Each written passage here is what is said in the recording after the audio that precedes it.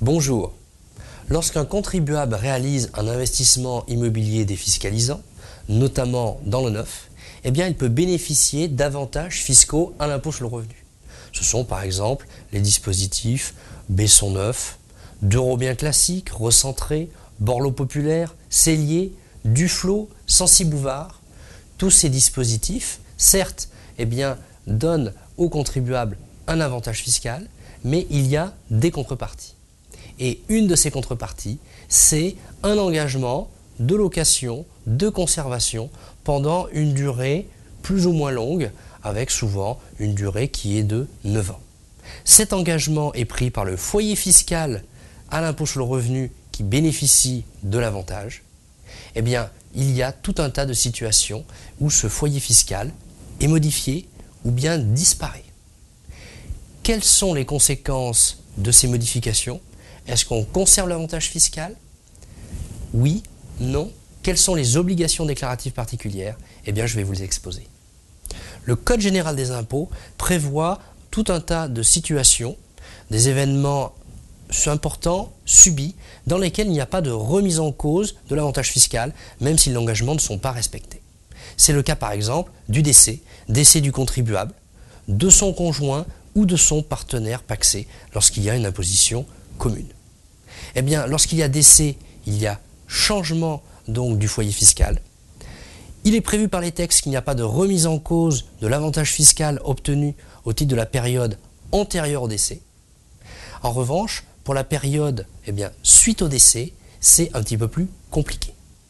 Lorsqu'il y a par exemple le conjoint survivant ou le partenaire de pacte survivant qui se voit attributaire du bien qui porte la réduction d'impôt et l'avantage fiscal, eh bien, il a la possibilité de reprendre pour son nouveau foyer fiscal qu'il va constituer, eh bien, l'engagement de conservation, de location, et ainsi il va pouvoir obtenir les avantages fiscaux des années qui font suite au décès, et donc jusqu'au terme de l'engagement initial.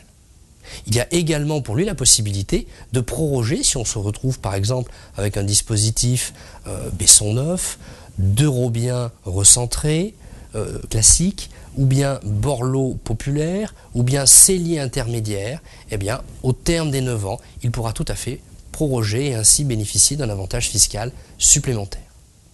En revanche, si le bien est attribué non pas au conjoint ou au partenaire de pacte survivant, mais à un autre héritier, eh bien, il n'y a pas de possibilité de reprendre l'engagement et de bénéficier, au titre des années postérieures au décès, des avantages fiscaux.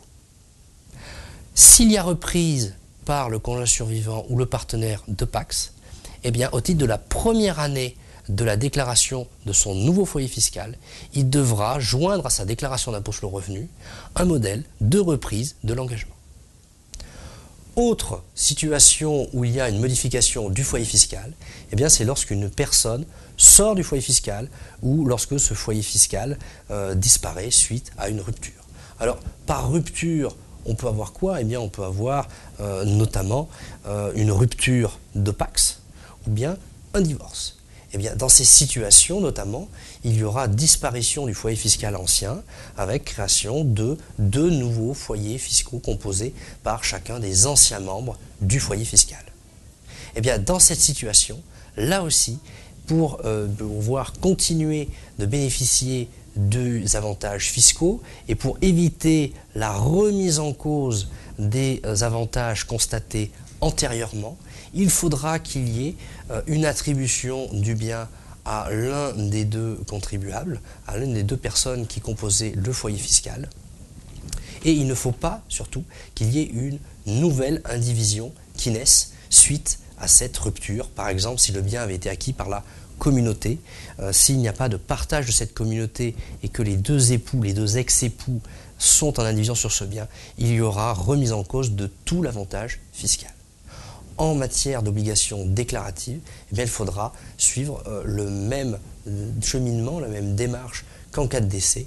Au titre de la première année de déclaration des revenus du nouveau foyer fiscal, il faudra joindre donc cet engagement de reprise de l'engagement initial.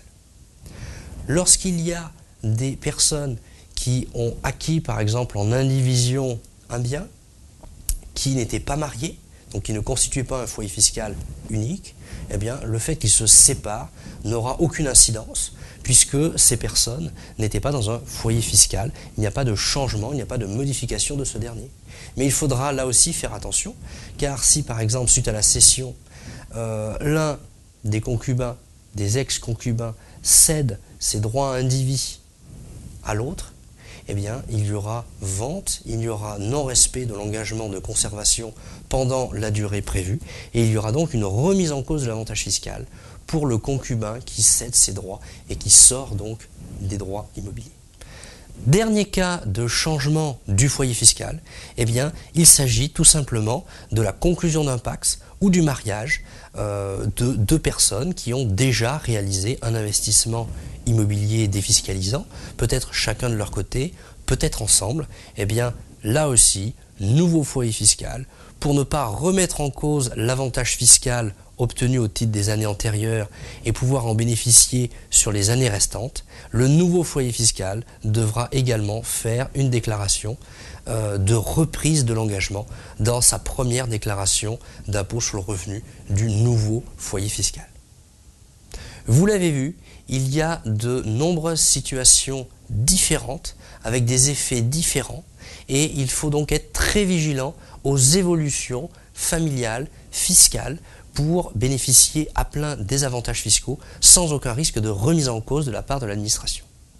À ce titre, il est important que vous rapprochiez de votre conseiller afin qu'il échange avec vous, qu'il vous pose les bonnes questions et qu'il vous accompagne notamment dans les obligations déclaratives. Merci.